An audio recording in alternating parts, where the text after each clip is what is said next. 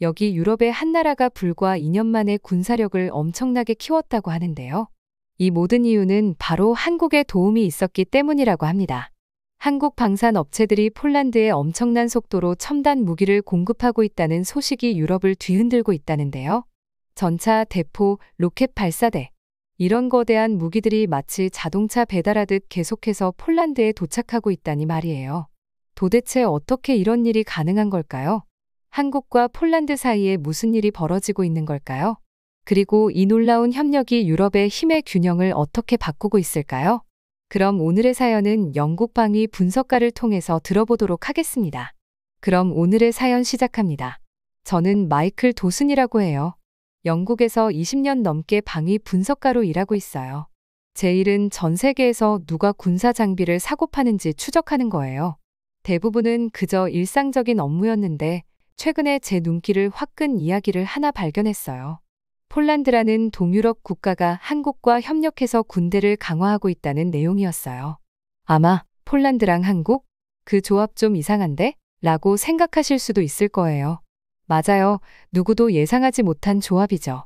그래서 더 흥미롭게 다가왔던 거예요. 그날 아침 책상에 앉아서 차를 한 모금 마시고 있는데 처음 그 기사를 읽었어요. 기사 내용은 폴란드가 2년 만에 한국으로부터 엄청난 양의 군사 장비를 구매했다는 거였어요. 탱크, 자주포 같은 큰 대포, 그리고 로켓 발사기 같은 것들이었죠. 그런데 정말 놀랐던 건 그 모든 게 굉장히 빠르게 진행됐다는 거였어요. 보통 이런 거래는 엄청 오래 걸리거든요. 서류 처리, 회의, 그리고 온갖 절차들이 많아서 시간이 많이 필요해요. 그런데 이건 완전히 달랐어요. 의자에 기대앉아 그걸 곱씹어보면서 머릿속이 복잡해졌어요. 폴란드는 여기저기 조금씩 구매하는 게 아니었어요. 탱크 수백 대, 자주포 수백 대, 그리고 로켓 발사기도 수십 대를 사고 있었어요. 마치 처음부터 새 군대를 만들려는 것처럼 보였죠. 생각할수록 궁금한 점들이 쏟아졌어요. 도대체 왜 폴란드는 이렇게 급하게 군사 장비를 사들이고 있는 걸까요? 왜 하필 한국을 파트너로 선택한 걸까요? 그리고 한국은 어떻게 이렇게 빠르게 장비를 제공할 수 있었을까요?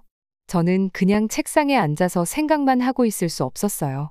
직접 가서 확인해 봐야겠다고 결심했어요. 그래서 바로 폴란드에 가보고 그 다음엔 한국으로 가서 무슨 일이 벌어지고 있는지 알아보기로 했죠. 그 후 며칠은 정신없이 흘러갔어요. 비행기 표를 예약하고 짐을 싸고 최대한 많은 자료를 조사했어요. 어떤 상황이 펼쳐질지 준비하고 싶었거든요. 워르샤바로 가는 비행기 안에 앉아 있을 때 저는 흥분을 감출 수가 없었어요. 이번에는 단순한 무기 거래를 조사하는 게 아니라 뭔가 더 큰 걸 보게 될 것 같았거든요. 국가들이 자국 방위를 위해 협력하는 방식이 바뀔지도 모른다는 생각이 들었어요. 창밖에 보이는 구름들을 바라보면서 폴란드에서 보게 될 것들을 상상했어요. 새로 도입된 한국 탱크들을 가까이에서 볼 수 있을까요? 그 장비들을 사용하는 폴란드 군인들과 이야기를 나눌 수 있을까요? 그들은 이 장비들에 대해 어떻게 생각할까요? 그리고 한국도 궁금했어요. 한때 방어를 위해 외부의 도움을 받던 나라가 이제는 다른 나라들이 사고 싶어하는 군사 장비를 만들 수 있게 된 거잖아요. 한국에 가보는 것도 정말 기대됐어요. 한 번도 가본 적이 없어서 더 그랬던 것 같아요. 비행기가 워르샤바에 착륙할 때쯤 저는 약간의 긴장감과 설렘을 동시에 느꼈어요. 이번 출장은 그동안 했던 일들과는 확실히 다를 것 같았거든요.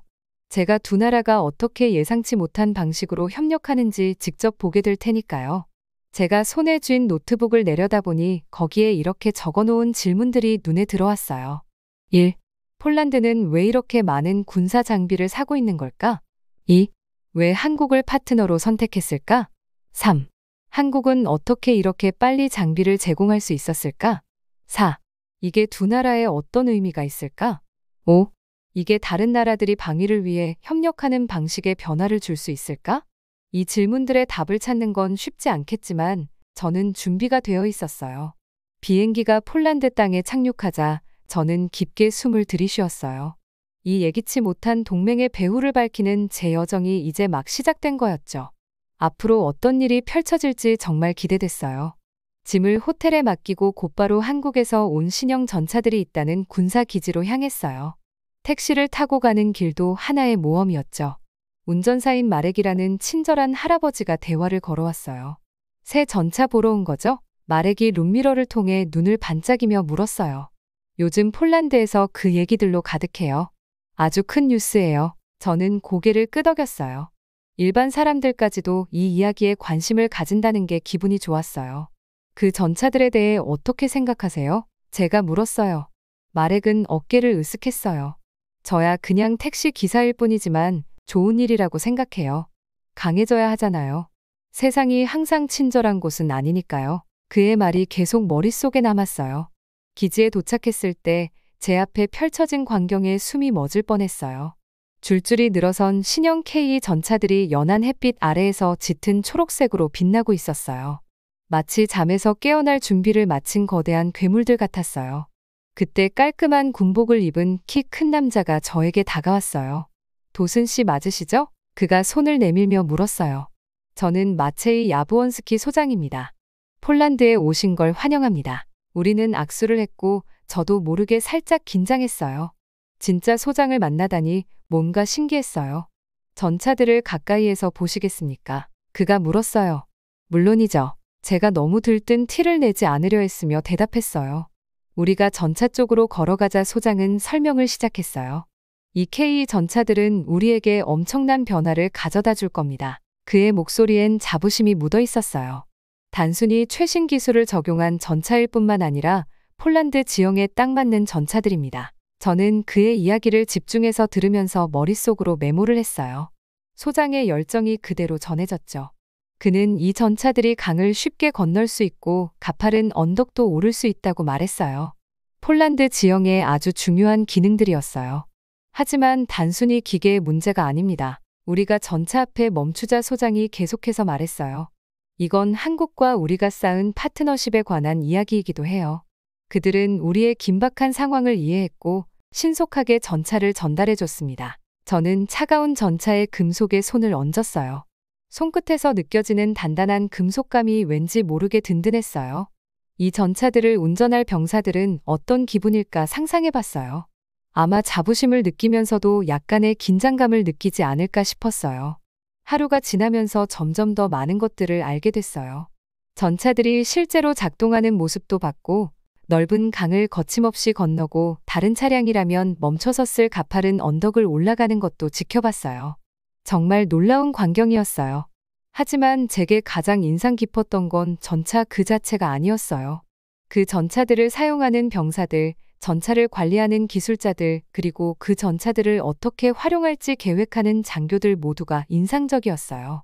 만나는 사람마다 이야기가 있었고 그들의 이야기가 제가 맞추고자 했던 퍼즐의 또 다른 조각이 됐어요. 해가 지기 시작하면서 기지의 긴 그림자가 드리워졌어요. 저와 소장은 따뜻한 커피 한 잔을 나누며 앉아 있었어요. 차가운 저녁 공기 속에서 커피의 온기가 참 좋았어요. 도슨 씨, 소장이 전차들이 줄지어 있는 광경을 바라보며 말했어요. 이건 단순히 새로운 장비를 갖췄다는 얘기가 아닙니다. 우리가 우리 국민을 지킬 수 있다는 그 안도감에 관한 이야기예요. 저는 고개를 끄덕였어요. 이제야 뭔가를 깨달은 기분이었어요. 이건 단순히 전차와 군사 거래에 관한 이야기가 아니었어요. 사람들의 이야기였고 불확실한 세상 속에서 자국의 안전을 지키기 위한 나라의 결단이었어요. 그날 밤 호텔로 돌아오면서 머릿속이 그날 본 것과 들은 것으로 가득했어요. 하지만 아직 이야기가 끝난 게 아니라는 걸 알았어요. 이 이야기를 제대로 이해하려면 반대편도 봐야 했죠. 저는 한국으로 가야 했어요. 설렘과 기대가 섞인 마음으로 서울행 비행기를 예약했어요. 그날 밤 잠에 들면서 꿈속에선 전차들이 강을 건너고 산을 오르며 세계의 다른 구석에서 온 사람들이 함께 뭔가 중요한 일을 만들어가는 모습이 떠올랐어요. 그리고 아직 저를 기다리고 있는 가장 놀라운 일들은 남아있다는 사실을 전혀 몰랐죠. 눈앞에서 전차들이 시험장에 들어서는 걸 보면서 제 눈을 의심할 수밖에 없었어요. 그날의 공기는 흥분과 긴장감으로 가득했어요. 그냥 평범한 날이 아니었죠. 바로 드래곤 투3이라는 큰 NATO 훈련이 있는 날이었거든요. 제 옆에 서 있던 야브원스키 소장은 자부심과 긴장감이 뒤섞인 표정을 짓고 있었어요. 그는 멀리 줄지어 있는 전차들을 가리키며 말했어요. 저게 바로 한국에서 온 새로운 K 전차들입니다. 오늘 다른 서방 국가들의 전차들과 비교해 볼 기회죠. 저도 고개를 끄덕이며 심장이 조금 더 빠르게 뛰는 걸 느꼈어요. 이건 단순한 시험이 아니었거든요.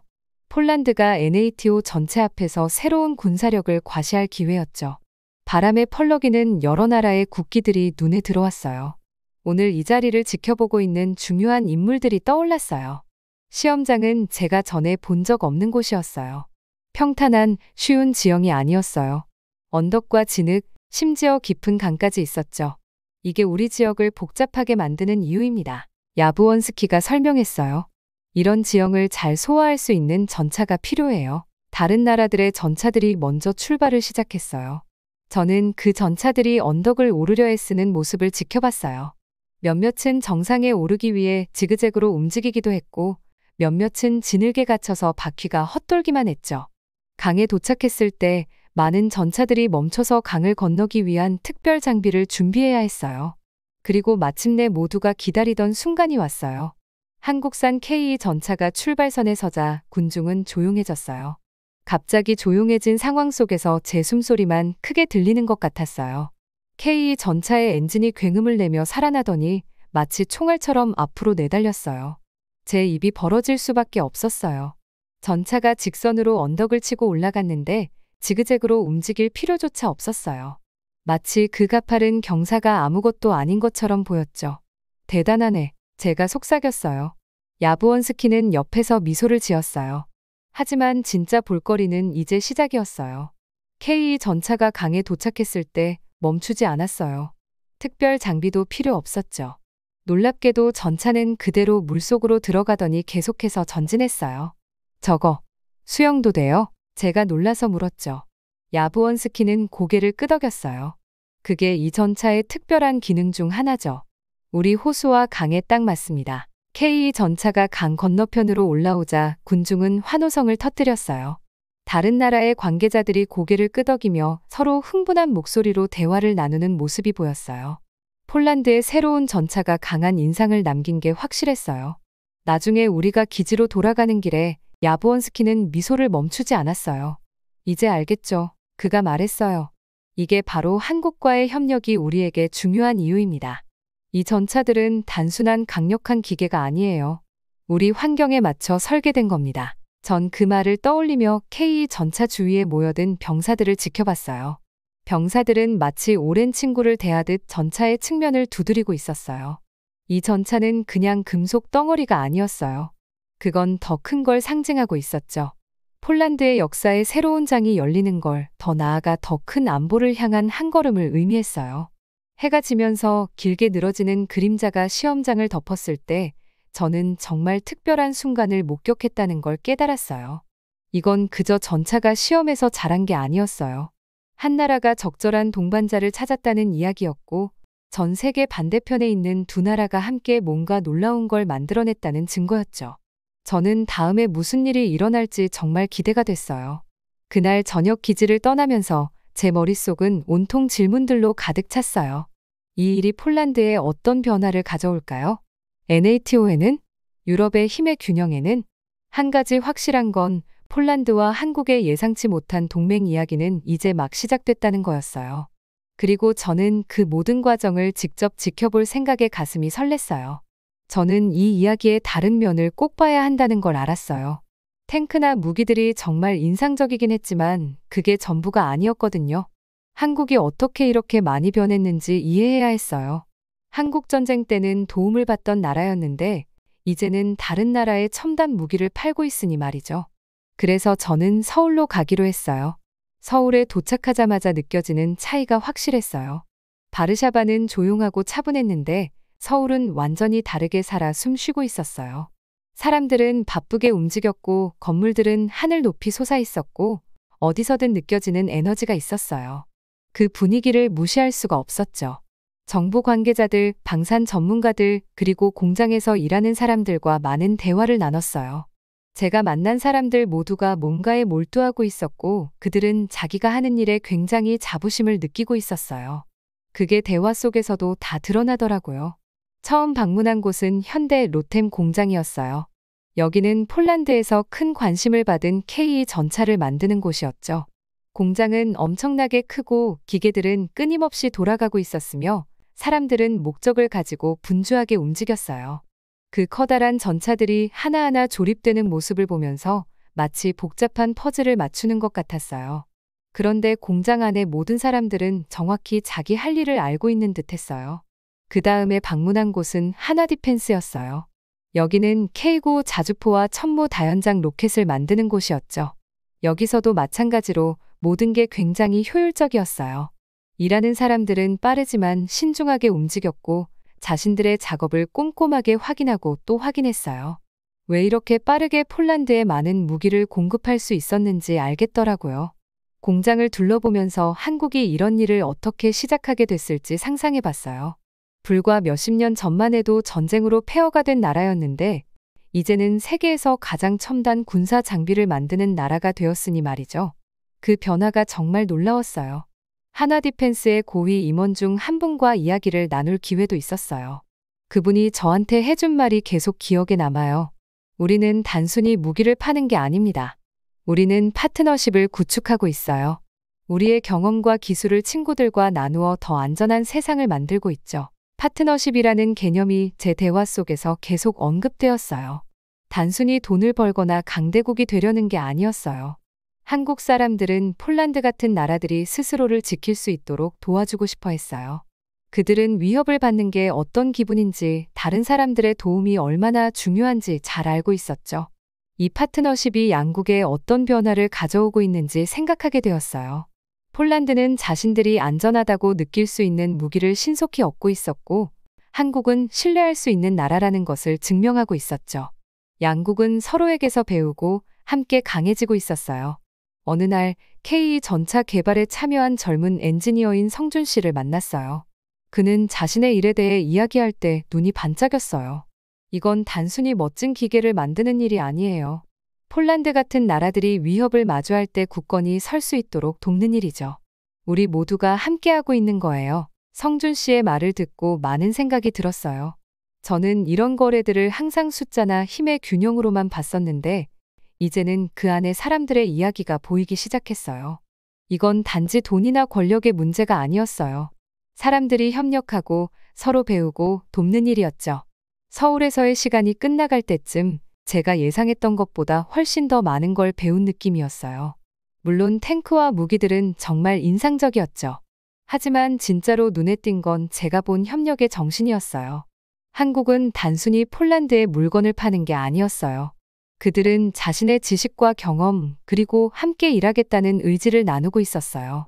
짐을 싸면서 머릿속이 제가 보고 들은 것들로 가득 찼어요. 이제 제가 쓸 이야기는 단순히 군사력이나 첨단 기술에 대한 이야기가 아니었어요. 신뢰에 대한 이야기, 서로 배우고 함께 일하는 것에서 나오는 힘에 대한 이야기가 될 거였죠. 그날 저녁 사무실을 떠나면서 머릿속이 배운 것들로 가득했어요. 서울의 거리는 퇴근하는 사람들로 북적였어요. 저는 그들을 보며 이들의 열심히 일한 결과가 세계 반대편에서 사람들을 안전하게 지켜준다는 생각이 들었어요. 저는 노트를 꺼내 생각들을 적기 시작했어요. 한국과 폴란드의 이 협력은 단순히 탱크와 로켓에 관한 게 아니었어요. 지식을 공유하는 것, 서로의 필요를 이해하는 것, 그리고 함께 도전 과제들을 극복해 나가는 과정이었어요. 공장에서 봤던 작업자들이 떠올랐어요. 그들은 각 부품을 신중하게 조립하고 있었죠. 또 폴란드에서 그 장비들을 사용해 나라를 지키는 방법을 배우는 군인들이 생각났어요. 이 모든 것들이 두 나라를 더 가깝게 만들고 있었어요. 호텔로 돌아가는 길에 저는 마치 새로운 눈으로 도시를 보는 것 같았어요. 지나가는 사람들, 보이는 건물들 하나하나가 이 큰 이야기의 일부분인 것 같았죠. 서로 바다를 넘어 도움을 주고받는 나라들에 대한 이야기요. 과거의 고난을 강함으로 바꿔 그 힘을 세상을 조금 더 안전하게 만드는 데 쓰는 이야기였어요. 제가 배운 것을 집에 있는 사람들에게 빨리 전하고 싶었어요. 이건 단순히 무기나 방위 계약에 관한 이야기가 아니었어요.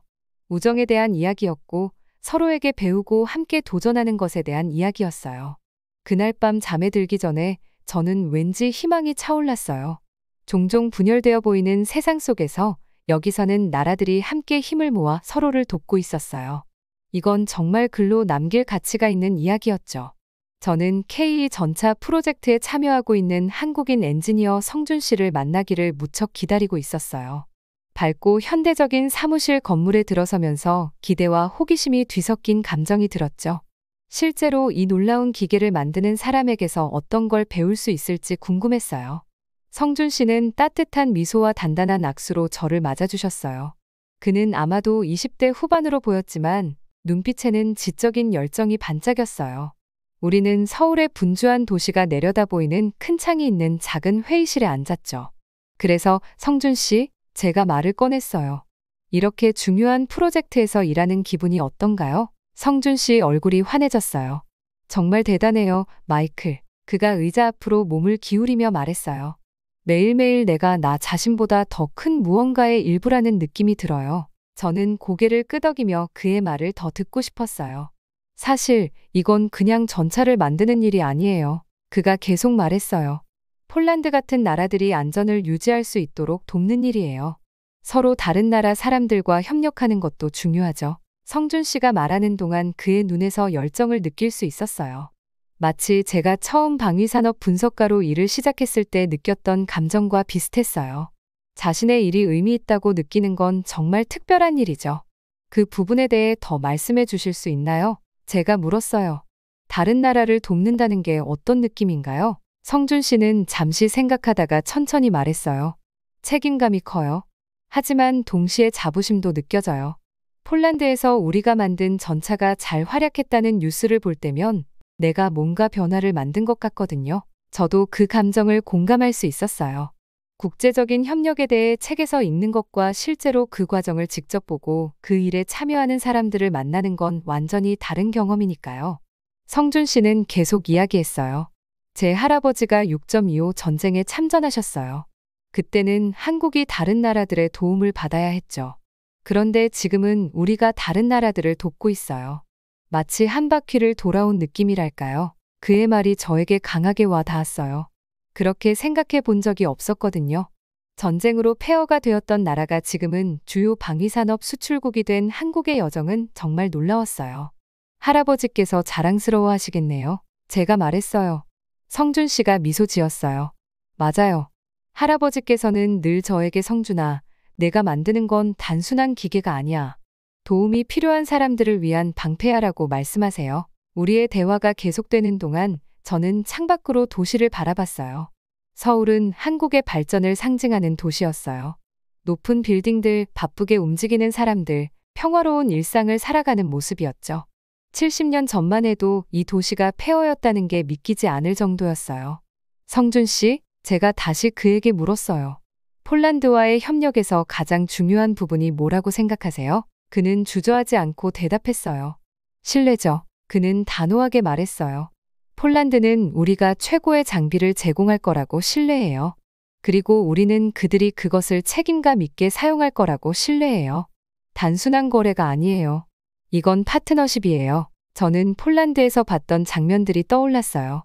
새 전차를 자랑스럽게 보여주던 폴란드 군인들의 얼굴, 방어력이 강화되었다는 얘기를 할 때 느껴졌던 야블론스키 장군의 안도감. 이제야 모든 게 이해가 되었어요. 만남이 끝나갈 때쯤 저는 완전히 새로운 관점을 얻게 된 기분이었어요. 이건 단순히 전차와 무기에 대한 이야기가 아니었어요. 서로 협력하는 사람들, 나라끼리 서로 돕는 이야기였고 과거의 고난을 강점으로 바꾼 이야기였죠. 집으로 돌아가는 비행기 안에서 배운 것들이 머릿속을 떠나지 않았어요. 처음엔 단순한 무기 거래에 대해 조사한다고 생각했었는데 오히려 두 나라 간의 우정과 협력 그리고 서로를 향한 신뢰에 대한 이야기를 발견했어요. 제가 방위산업 분석가로서 하는 일은 단순히 숫자와 전략에 관한 일이 아니라는 걸 깨달았어요. 헤드라인 뒤에 숨겨진 사람들의 이야기를 이해하는 것이었죠. 나라들이 어떻게 협력하고 서로에게서 배우며 함께 강해지는지를 보는 일이었어요. 비행기가 한국과 영국 사이의 광대한 대지와 바다를 가로지르는 동안 저는 희망을 느꼈어요. 종종 분열되어 보이는 세상 속에서 이 이야기는 협력과 상호 지원의 이야기였거든요. 어쩌면 우리가 생각하는 것보다 더 깊이 연결되어 있을지도 모른다는 생각이 들었어요. 이제 보고서를 쓰는 일이 기다려졌어요. 하지만 이번엔 이전과는 다를 거라는 걸 알고 있었죠. 그저 전차와 미사일에 관한 이야기가 아니라 성준 씨 같은 사람들과 협력의 정신, 그리고 함께 일하는 것의 힘에 관한 이야기가 될 거였어요. 노트북을 열면서 저도 모르게 미소가 지어졌어요. 이번 보고서는 최고의 보고서가 될 것 같았거든요. 제 이름은 에드워드 블렌차드고 저는 프랑스에서 왔어요. 저는 물류 코디네이터로 일하고 있는데 이게 무슨 일이냐면 물건들이 한 곳에서 다른 곳으로 어떻게 이동할지를 조직하는 역할을 해요. 이 일을 하면서 세계 여러 나라를 다니게 됐고 각 나라가 어떻게 협력하는지에 대해 많이 배우게 됐어요. 오늘 저는 새로운 모험을 시작해요. 여기는 리비우라는 곳이고 우크라이나에 있는 도시예요. 지금 우크라이나는 어려운 시기를 겪고 있어요. 전쟁이 벌어지고 있고 많은 사람들이 도움이 필요해요. 그래서 제가 여기 온 이유도 그거예요. 사람들이 필요한 음식, 약품, 그리고 다른 중요한 물품들이 제때에 전달될 수 있도록 돕는 거죠. 비행기에서 내리자마자 가장 먼저 느낀 건 차가운 날씨였어요. 가을이라서 공기가 상쾌하면서도 쌀쌀해서 재킷 지퍼를 올리게 되더라고요. 하늘엔 회색 구름이 가득해서 금방이라도 비가 올 것 같은 느낌이었어요. 깊게 숨을 들이마셨는데 어딘가에서 장작 타는 냄새가 살짝 났어요. 아마 날씨가 추워져서 사람들이 벽난로를 쓰기 시작한 거겠죠. 짐가방을 챙겨서 공항 밖으로 나가자 리비우 시내가 제 앞에 펼쳐졌어요. 화려하게 장식된 오래된 건물들이 있는가 하면 단순한 새 건물들도 보였어요. 마치 역사책 속으로 들어온 것 같았어요. 하지만 주변에는 차도 다니고 현대적인 옷을 입은 사람들도 걸어 다니고 있었어요. 첫 번째로 갈 곳은 제가 일하게 될 조정센터였어요. 그곳은 오래된 건물에 자리하고 있었는데 예전엔 학교였던 것 같았어요. 안에 들어가자마자 소음과 바쁜 움직임이 절 덮쳤어요. 사람들은 각자 무언가를 하느라 바쁘게 돌아다니고 제가 알아듣지 못하는 언어로 빠르게 말하고 있었어요. 어떤 사람들은 전화 통화를 하고 또 어떤 사람들은 컴퓨터 앞에 앉아 있었어요. 마치 벌집 속에서 꿀벌들이 열심히 일하고 있는 것 같았어요. 배경에서 들려오는 낮은 소리의 발전기 소리가 귀에 들어왔어요. 전쟁 때문에 가끔 전기가 끊기기 때문에 발전기가 모든 걸 유지하고 있는 거였어요. 여기 있는 이유를 상기시켜주는 소리였죠. 그때 금발의 짧은 머리를 한 여성이 피곤한 미소를 지으며 제게 다가왔어요. 에드워드 맞죠? 그녀가 강한 억양이 섞인 영어로 말했어요. 저는 올레나예요. 이 작은 혼란 속으로 환영해요. 저는 그녀와 악수하면서 반갑게 맞아줘서 감사한 마음이 들었어요. 고마워요, 올레나. 여긴, 정말 대단한 곳이네요. 그녀가 짧게 웃으며 말했어요. 아직 아무것도 본 게 아니에요. 이리 와요. 제가 둘러보게 해드릴게요. 우리가 건물 안을 걸어 다니는 동안 올레나는 각 팀이 무슨 일을 하고 있는지 설명해줬어요.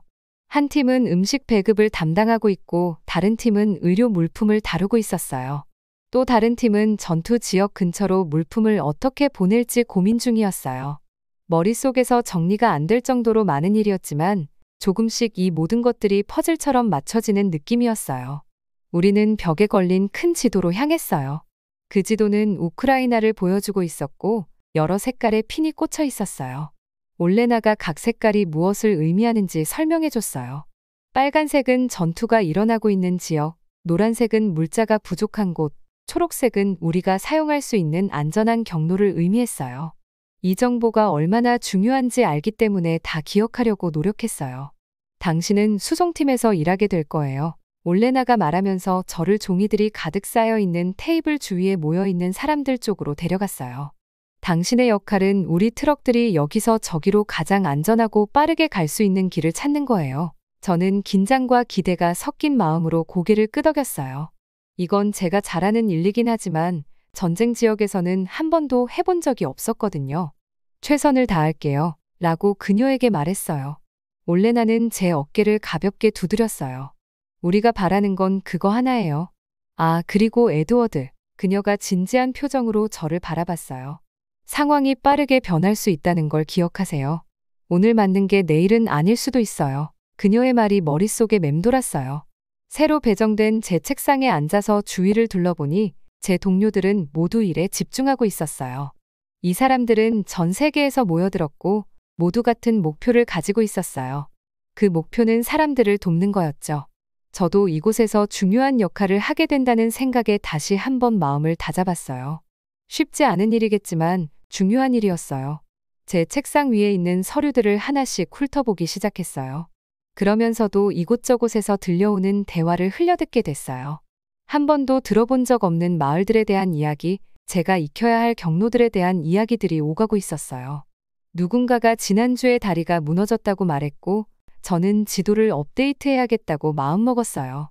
소개와 브리핑, 그리고 적응하려고 노력하는 중에 하루가 순식간에 지나갔어요. 어느새 밖은 어둑어둑해졌어요. 머릿속은 새로운 정보들로 뒤죽박죽이었지만 전체적인 상황을 조금씩 파악하고 있다는 느낌이 들었어요. 센터를 나와 보니 리비우의 거리는 한결 조용해져 있었어요. 몇몇 사람들이 쌀쌀한 바람에 몸을 움츠리며 서둘러 지나가고 있었어요. 몇몇 건물 앞에는 모래주머니가 쌓여 있었고 전쟁의 현실을 다시 한번 깨닫게 해줬어요. 호텔방에 도착해서 창가에 앉아 도시를 내려다봤어요. 오래된 건물들이 가로등 불빛에 부드럽게 빛나고 있었어요. 하지만 그 건물 안에 있는 사람들과 우크라이나 곳곳의 도시와 마을에 있는 사람들을 생각하지 않을 수 없었어요. 그들의 삶은 이 전쟁 때문에 완전히 뒤바뀌었을 테니까요. 저는 노트북을 꺼내 오늘 배운 것들을 하나씩 적어 내려갔어요. 이름, 장소, 절차들. 그렇게 적으면서 스스로 다짐했어요. 이 사람들을 돕기 위해 제가 할 수 있는 모든 걸 하겠다고요. 그게 제가 여기 온 이유니까 절대 실망시키지 않을 거예요. 내일은 또 새로운 도전들이 기다리고 있겠죠. 하지만 지금 이 순간 저는 작은 희망을 느끼고 있어요.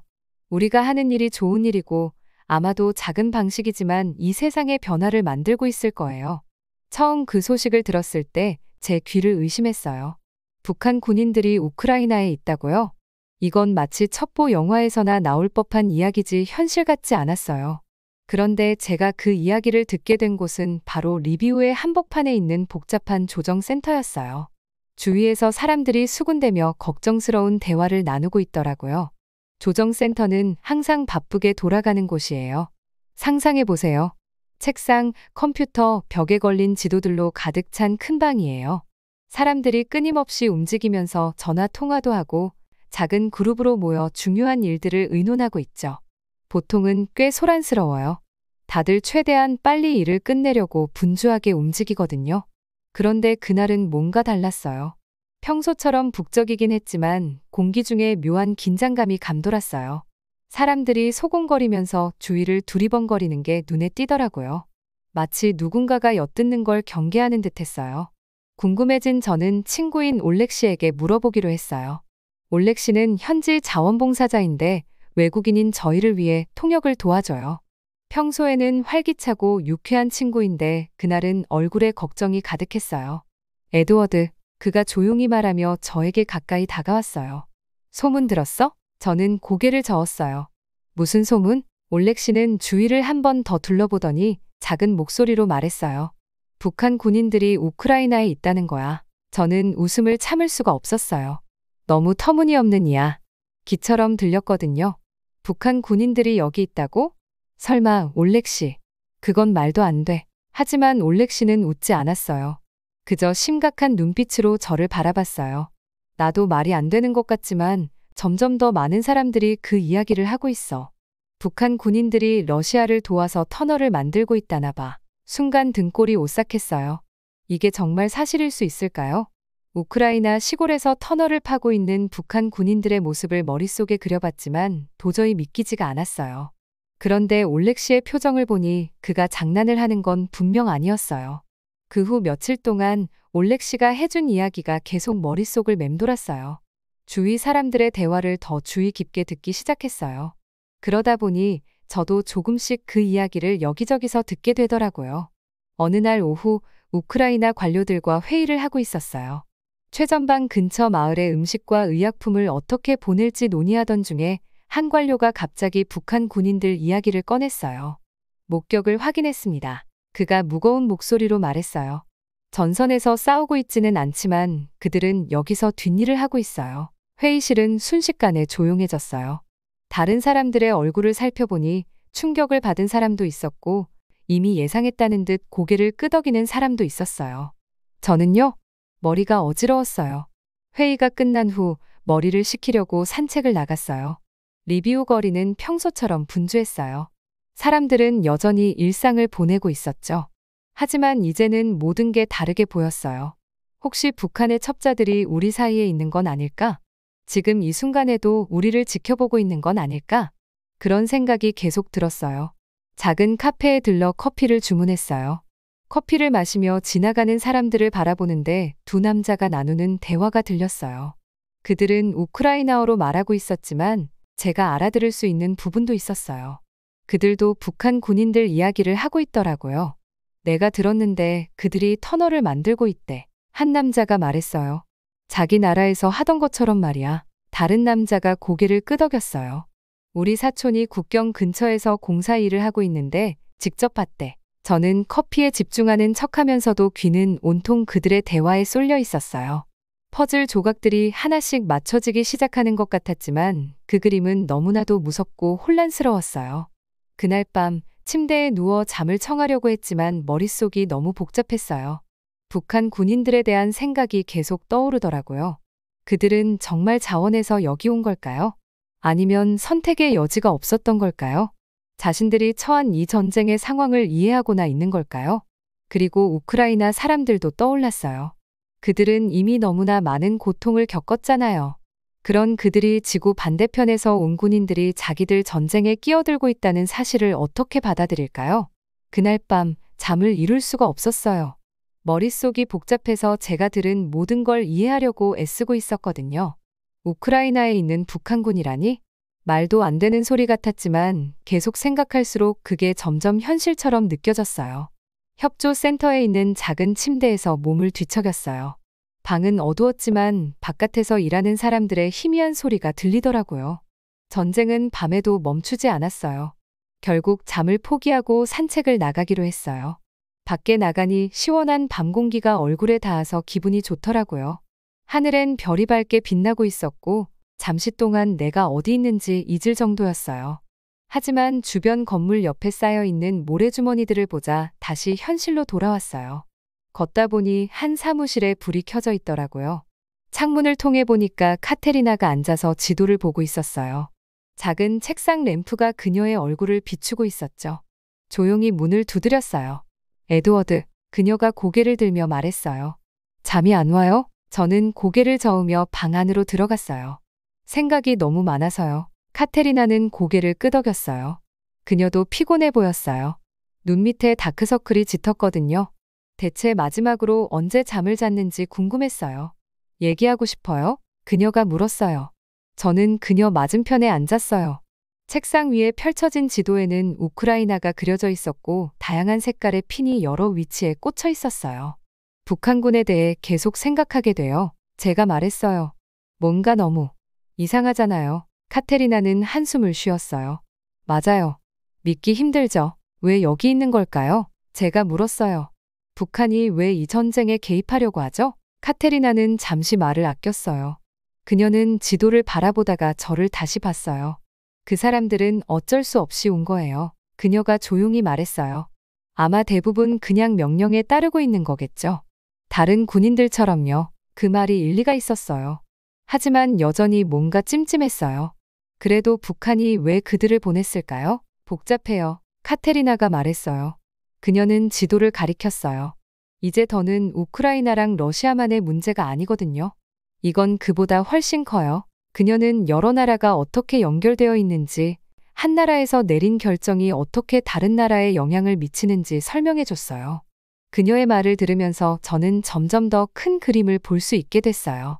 그러니까 북한군은 제가 말을 꺼내자. 그들도 그저 이 커다란 게임의 말일 뿐이에요. 카테리나가 마무리했어요. 우리는 잠시 말을 잃고 각자 생각에 잠겨 있었어요. 저는 다시 지도를 보며 이 전쟁으로 인해 영향을 받는 수많은 사람들의 삶을 상상해 봤어요. 그 무게가 너무 컸어요. 있잖아요. 카테리나가 침묵을 깨고 말했어요. 저도 북한군에 대해 많이 생각했어요. 진짜요? 제가 물었어요. 그녀는 고개를 끄덕였어요. 그 사람들이 무슨 생각을 하고 있을지, 집에서 이렇게 멀리 떨어져서 어떤 기분일지 계속 생각해 봤어요. 저는 그런 생각을 한 번도 해보지 않았어요. 그들이 왜 여기 있는지 알고나 있을까요? 제가 물었어요. 카테리나는 어깨를 으쓱했어요. 알 수도 있고 아닐 수도 있죠. 하지만 분명 무섭겠죠. 가족도 그리워할 거고요. 그녀의 말이 제 마음을 울렸어요. 저는 그들을 적으로만 생각했거든요. 두렵고 경계해야 할 존재로요. 하지만 카테리나의 말이 맞았어요. 그들도 그저 자신들보다 훨씬 더 큰 무언가에 휘말린 사람들이었어요. 때로는 잊기 쉬운 것 같아요. 제가 천천히 말했어요. 군인들도 그저 사람이라는 걸요. 어느 편에 있든지 가네요. 카테리나는 고개를 끄덕였어요. 그게 전쟁의 비극이죠. 그녀가 말했어요. 사람들을 적으로 만들어버리잖아요. 사실은 서로 닮은 점이 더 많을 텐데. 우리는 그날 밤 오래 얘기했어요. 전쟁에 대해, 그 전쟁에 휘말린 사람들에 대해, 그리고 평화에 대한 우리의 희망에 대해요. 밖이 밝아오기 시작할 무렵 저는 뭔가 제 안에서 바뀌었다는 걸 깨달았어요. 처음 우크라이나에 왔을 땐 도움을 주고 싶었어요. 뭔가 변화를 만들고 싶었죠. 그런데 이렇게 많은 걸 배우게 될 줄은 몰랐어요. 세상에 대해서도 사람들에 대해서도요.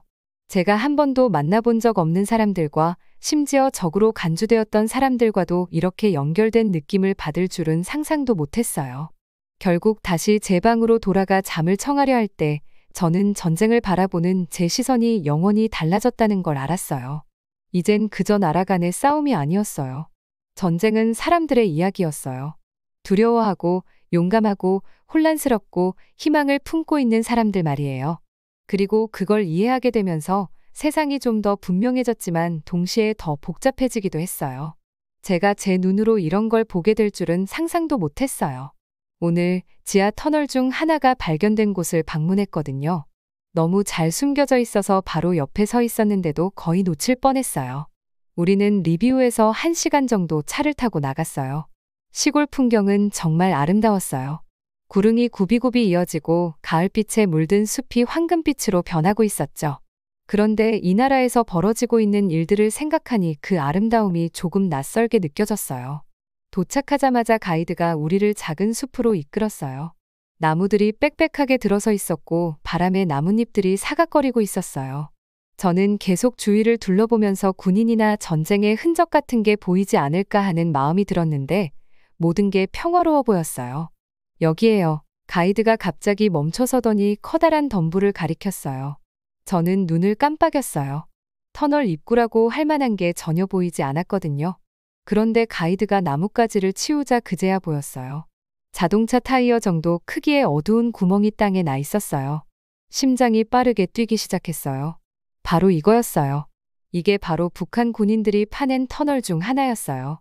저는 자세를 낮추고 가까이 들여다봤어요. 등골이 서늘해졌어요. 입구는 나무로 지지대를 세워서 흙을 막고 있었는데 사람들이 직접 손으로 만들었다는 게 믿기지 않을 정도로 정교했어요.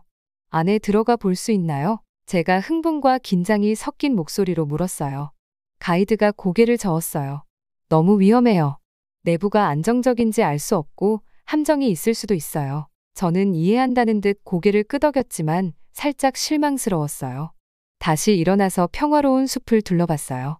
이곳에서 군인들이 비밀리에 터널을 파고 있었다니 상상하기가 어려웠어요. 북한 군인들은 어떤 생각을 하며 여기에 있었을까요?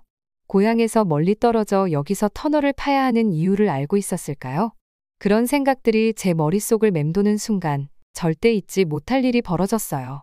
쿵! 소리가 마치 물리적인 충격처럼 우리에게 다가왔어요. 발밑이 흔들렸고 저는 균형을 잃고 부드러운 숲바닥에 쓰러졌어요. 귀에서 삐하는 소리가 울리고 잠시 동안 다른 소리는 아무것도 들리지 않았어요. 엎드려 누군가가 소리쳤고 저는 재빨리 몸을 땅에 납작 붙였어요. 심장이 미친 듯이 뛰었어요. 공격받은 걸까요? 우리가 공격당한 건가요? 숨을 고르려고 했지만 두려움 때문에 숨이 가빠졌어요. 입안에 흙맛이 느껴졌고 축축한 흙 냄새가 코를 찔렀어요. 몇 시간이 흐른 것처럼 느껴졌지만 사실은 몇 분밖에 지나지 않았을 거예요. 서서히 다른 소리들이 다시 들리기 시작했어요. 멀리서 들리는 새소리와 바람에 흔들리는 나뭇잎 소리도요. 다들 괜찮아요? 가이드가 외쳤어요. 우리 모두 놀랐지만 다친 사람은 없었어요. 조심스럽게 몸을 일으키고 옷에 묻은 흙과 나뭇잎을 털어냈어요. 폭발은 동쪽 어딘가에서 난 것 같았지만 연기나 다른 흔적은 전혀 보이지 않았어요. 저는 다시 터널 입구를 바라봤어요. 갑자기 그 구멍이 훨씬 더 음침하게 느껴졌어요. 이 터널을 파던 북한 군인들이 생각났어요. 비밀리에 일하면서 언제 들킬지 모르는 위험을 감수해야 했겠죠. 처음으로 그들이 처한 위험이 얼마나 컸는지 실감하게 됐어요.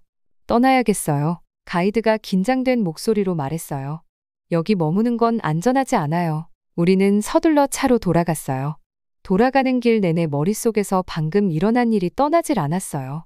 숲의 평화로움은 사라졌고 그 자리에 긴장감이 가득했어요. 작은 나뭇가지가 부러지는 소리에도 깜짝깜짝 놀랐어요. 차에 타고 다시 사이트를 빠르게 떠나는 동안 창밖으로 지나가는 풍경을 멍하니 바라봤어요. 모든 게 전과 똑같았어요. 같은 언덕, 같은 나무들.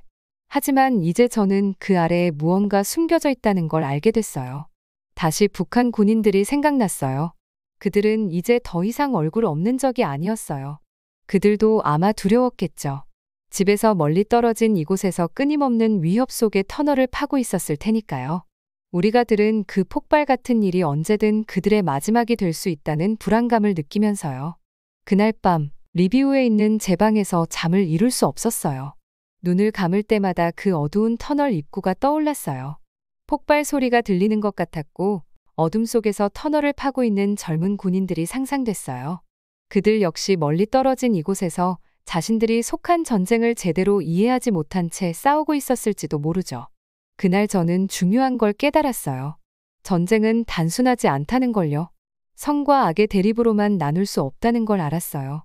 전쟁에는 각자 사연을 가진 진짜 사람들이 있고 우리가 적이라고 생각하는 이들도 우리만큼 두렵고 혼란스러울 수 있다는 거죠. 마침내 잠에 들면서 오늘을 절대 잊지 못할 거라는 생각이 들었어요. 숨겨진 터널, 갑작스러운 폭발, 그리고 그 두려움. 이 모든 게 세상을 보는 제 시각을 완전히 바꿔놓았어요. 이 이야기를 꼭 다른 사람들에게도 전해야겠다고 마음먹었어요. 이 갈등의 인간적인 면을 이해할 수 있도록 말이죠. 그날 밤 잠을 잘 수가 없었어요. 눈을 감을 때마다 어둠 속 터널 입구가 떠오르고 폭발 소리가 다시 울려 퍼졌어요. 그럴 때마다 심장이 다시 두근거리기 시작했죠. 그래서 늘 그렇듯이 마음이 진정되지 않을 때는 일기장을 꺼내 들고 글을 쓰기 시작했어요. 작은 책상 위 램프가 종이 위로 따뜻한 빛을 비추고 있었어요. 펜을 들어서 우크라이나에 온 이후 보고 들은 모든 것들을 적었어요. 하지만 무엇보다도 북한 군인들에 대해 많이 썼어요. 참 이상한 일이에요. 그죠? 처음 우크라이나에 북한 군인들이 있다는 소문을 들었을 때는 믿지 않았거든요. 북한이란 나라는 이곳과 너무 멀고 전혀 다른 곳처럼 느껴졌으니까요. 그런데 이제 그 터널을 직접 보고 나니 그 터널을 판 사람들이 계속해서 머릿속을 떠나지 않았어요. 그들이 어떤 기분일지 상상하려고 했어요. 갑자기 다른 나라에 와서 다른 사람들의 전쟁에 참여하게 된다는 게 얼마나 무섭고 혼란스러울까요? 그들은 자신들이 왜 여기 있는지 알고 있을까요? 선택의 여지가 있었을까요? 글을 쓰다 보니 중요한 걸 깨달았어요. 전쟁을 단순하게 보는 건 너무 쉬운 일이더라고요. 영화처럼 선한 사람과 악한 사람이 대립하는 것처럼요. 하지만 현실은 그렇지 않다는 걸 점점 더 알게 됐어요. 이 갈등에 대해 배울수록 더 복잡하다는 걸 느꼈어요. 우크라이나에서 만난 사람들, 예를 들어 카테리나 같은 사람들을 떠올렸어요. 그들은 그저 가족과 집을 지키기 위해 살아가려고 애쓰는 사람들이었죠. 그리고 북한 군인들도 생각했어요. 그들도 자신들의 집과 가족을 멀리 두고 이렇게 낯선 땅에서 싸우는 사람들이에요. 어떻게 보면 그들 또한 더 큰 세력들의 결정에 의해 휘말린 피해자들일지도 몰라요. 그날 폭발 장면이 계속 머릿속에서 반복됐어요. 아직도 발밑에서 땅이 흔들리던 그 느낌과 입안에 남아있던 먼지 맛이 생생했어요. 그게 이 모든 걸 더 현실적으로 만들었어요. 이제 이건 단지 뉴스 속 이야기가 아니라 바로 여기에서 실제 사람들에게 일어나는 일이었어요. 그 순간이 저를 변화시켰다고 적었어요. 그 전쟁에 참여한 사람들, 우크라이나인, 러시아인, 북한인이든 누구든 그들 모두가 저와 같은 사람이란 걸 깨달았어요. 그들 모두 꿈이 있고 두려움이 있고 사랑하는 사람들이 있고 미래에 대한 희망이 있죠. 페이지를 채워나가면서 조금은 마음이 편해졌어요. 글을 쓰는 건 항상 제게 일이 잘 정리되게 해주거든요. 그런데 이번에는 뭔가 더 있었어요. 새로운 목적이 생긴 것 같았어요. 집에 돌아가면 이 이야기를 사람들에게 전해야겠다고 결심했어요. 단지 사실이나 숫자가 아니라 사람들의 이야기를요. 전쟁이 그렇게 단순한 게 아니라는 걸 사람들이 알게 하고 싶었어요. 전쟁은 복잡하고 혼란스러운 것이며 그 속에선 모두가 그저 살아남으려 애쓰는 사람들이란 걸요. 제가 만난 우크라이나 가족들, 그들이 보여준 용기와 친절함에 대해 이야기하면 이 갈등이 왜 중요한지 다른 사람들도 이해하게 될 거라고 생각했어요. 그리고 아마도 북한 군인들에 대해서도 이야기할 거예요. 그들을 그저 얼굴 없는 적으로가 아니라 그저 자신보다 훨씬 큰 일에 휘말린 젊은 남성들로요. 그러면 사람들이 적이라고 여겼던 사람들마저도 결국 우리와 같은 인간이라는 걸 알게 되지 않을까요? 이런 생각이 좀 유치하게 들리겠지만 저는 정말로 서로를 더 잘 이해하는 게 평화를 향한 첫걸음이라고 믿어요. 우리가 적이라고 배워온 사람들 속에서도 인간성을 본다면 아마 싸움을 덜 하게 되지 않을까 싶어요. 이 모든 걸 적다 보니 내 안에서 목적의식이 자라나는 게 느껴졌어요. 저는 처음 우크라이나에 와서 물자를 잘 전달하는 일이 제 임무라고 생각했어요. 물론 그 일도 여전히 중요하지만 이제는 더 큰 임무가 생긴 것 같아요. 저는 이야기꾼이 되어야 해요. 이곳에서 실제로 무슨 일이 일어나고 있는지 뉴스나 정치 연설이 아닌 진짜 사람들의 삶이 어떻게 뒤바뀌고 있는지를 사람들에게 알리는 게 제 일이에요. 쉽지는 않겠죠. 집에 돌아가면 많은 사람들이 이런 먼 나라에서 일어나는 일들에 대해 생각하고 싶지 않을 거예요. 그냥 외면하거나 너무 단순하게 생각하려 할지도 모르죠. 하지만 저는 해야만 해요. 카테리나에게도 북한 군인들에게도 여기서 만난 모든 사람들에게도 빚진 일이니까요. 마침내 일기장을 덮었을 때 창밖이 서서히 밝아오고 있었어요. 한숨도 못 잤지만 그 어느 때보다 정신이 맑았어요. 이제 새로운 임무가 생긴 거죠. 우크라이나를 떠난 후에도 계속 이어질 임무예요. 그때 저는 스스로 다짐했어요. 이 이야기를 끝까지 전하겠다고요. 사람들이 이해할 때까지요. 정말 어쩌면 더 많은 사람들이 서로를 이해하기 시작하면 갈등이 조금은 줄어들고 그 대신 조금 더 연민이 자리 잡을 수 있지 않을까요? 이건 커다란 꿈이라는 건 알아요. 하지만 여기서 본 모든 것들을 겪고 나니 그 꿈을 이룰 수 있다고 믿어야만 했어요. 우리는 단지 서로를 인간으로 보기만 하면 돼요. 우리가 어디에서 왔든 어떤 갈등 속에 있든 말이죠. 그리고 그 시작은 우리의 이야기를 나누는 것에서 출발한다고 생각해요. 짐을 싸면서 여러 가지 감정이 뒤섞였어요. 우크라이나에서의 시간이 끝나가고 있었지만 여기서 겪었던 경험들은 평생 잊지 못할 것 같았어요. 옷을 하나하나 정성스럽게 개면서 이곳에서 만났던 사람들과 배웠던 것들이 계속 떠올랐어요. 침대 옆 탁자에 있던 작은 나무 조각상을 집어들었어요. 지역 예술가가 직접 만들어 선물해 준 건데 날개를 활짝 펼친 새 모양이었어요. 그 조각상을 보니 우크라이나 사람들의 끈기가 떠오르더라고요. 어려운 상황 속에서도 여전히 아름다움과 희망을 만들어내는 모습이 인상적이었거든요. 그 새를 부드러운 천으로 감싸서 조심스럽게 짐가방에 넣었어요. 창밖을 보니 리비우의 노을이 지고 있었어요. 하늘은 오렌지색과 분홍색으로 물들어 있었고요. 이렇게 평화로운 순간에도 멀리서 전쟁이 계속되고 있다는 게 믿기지 않았어요. 지하 터널과 북한 병사들이 생각났어요. 그들은 지금 무슨 생각을 하고 있을까요? 저처럼 그들도 고향이 그리울까요? 침대에 앉아 일기를 펼쳤어요. 지난 몇 주 동안 일기장은 이야기와 생각, 감정들로 가득 차 있었어요. 그래서 다시 글을 쓰기 시작했죠. 우크라이나에 처음 왔을 때는 여기서 무슨 일이 벌어지고 있는지 안다고 생각했어요. 하지만 이제는 제가 얼마나 몰랐는지 깨달았어요. 이 전쟁은 단순히 두 나라 간의 싸움이 아니에요. 전 세계 각자의 이야기를 가진 사람들이 엮인 것이에요. 잠시 멈춰서 펜을 페이지에 톡톡 두드렸어요. 제가 보고 느낀 모든 것을 어떻게 설명해야 할지 막막했거든요. 다시 글을 이어갔어요. 모든 것을 잃었지만 여전히 웃을 이유를 찾는 사람들을 만났어요. 고향에서 멀리 떨어진 북한 병사들이 전쟁에 휘말려 자신도 이해하지 못하는 상황에 놓인 이야기도 들었고요. 전 세계에서 온 자원봉사자들이 함께 협력하는 모습도 보았죠. 이 전쟁은 우리가 얼마나 서로 연결되어 있는지를 보여줬어요. 비록 우리가 그것을 자각하지 못하더라도요. 제 생각은 자연스레 카테리나로 이어졌어요. 그녀는 제가 함께 일했던 우크라이나 물류 담당관이었어요. 밤늦게까지 나눴던 대화들이 생각났고 그녀 덕분에 이곳의 복잡한 상황을 이해할 수 있었어요. 그래서 일기장에 그녀의 강인함과 친절함에 대해 적었어요. 그때 갑자기 문을 두드리는 소리가 들렸어요. 카테리나였어요. 에드워드, 떠나기 전에 인사하고 싶었어요. 그녀는 미소를 지으며 말했어요.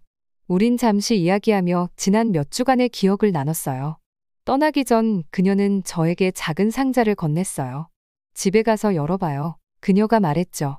카테리나가 떠난 후 짐을 다 싸고 방을 한 번 더 둘러봤어요. 내일이면 프랑스로 돌아간다는 게 좀 이상한 기분이었어요. 이곳에서 해야 할 일이 아직 남아있는 것만 같았거든요. 다음 날 아침 택시를 타고 공항으로 향했어요. 리비우의 거리들이 서서히 깨어나는 모습을 보며 창밖을 바라봤어요. 가게들이 문을 열고 아이들이 학교로 걸어가고 신선한 빵 냄새가 거리 가득 퍼지고 있었어요. 그들에게는 평범한 하루였겠지만 저에게는 특별하게 느껴졌어요. 공항에 도착해 보안 검색을 통과하고 비행기를 기다리면서도 머릿속에는 계속 이곳에서의 경험들이 맴돌았어요. 터널 근처에서의 폭발, 들었던 이야기들, 만났던 사람들, 모든 것이 머릿속을 어지럽히고 있었죠. 비행기에 탑승하면서 결심했어요. 우크라이나를 잊지 않겠다고요. 제가 본 것과 들은 것들을 꼭 전해야 한다고요. 단순한 사실이나 숫자가 아니라 진짜 사람들의 이야기를 말이죠. 터널을 파던 북한 병사들, 평범한 삶을 이어가려는 우크라이나 가족들, 전 세계에서 모인 자원봉사자들, 이 모든 이야기를 사람들이 꼭 들어야 한다고 생각했어요. 이 이야기를 나누면 사람들이 이 전쟁을 더 잘 이해할 수 있을지도 모르겠어요. 가장 끔찍한 상황에서도 인간미가 존재한다는 걸, 우리가 다른 사람들과 얼마나 비슷한지 깨닫게 할 수 있을지도 모르죠. 비행기가 이륙하면서 창밖을 보니 우크라이나가 점점 멀어져 작아졌어요. 하지만 제 안에서는 어떤 목표감이 점점 커져갔어요. 이 이야기들을 어떻게 전할지는 아직 잘 모르겠지만 꼭 전해야 한다는 것만은 확실했어요. 그것이 모든 걸 해결하진 않겠지만 시작은 될 거라고 생각했어요. 가방을 열고 카테리나가 준 선물을 꺼냈어요. 그 안에는 작은 공책과 함께 쪽지가 있었어요. 에드워드, 우리의 이야기를 들어주고 도와줘서 고마워요. 우리를 잊지 말아주세요. 카테리나, 미소가 지어지면서 눈물이 핑 돌았어요. 어떻게 잊을 수 있겠어요? 비행기가 고향을 향해 날아가는 동안 저는 일기장을 꺼내 다시 글을 쓰기 시작했어요. 할 이야기가 정말 많았고 이제 그 이야기들을 세상에 전할 준비가 된 것 같았어요.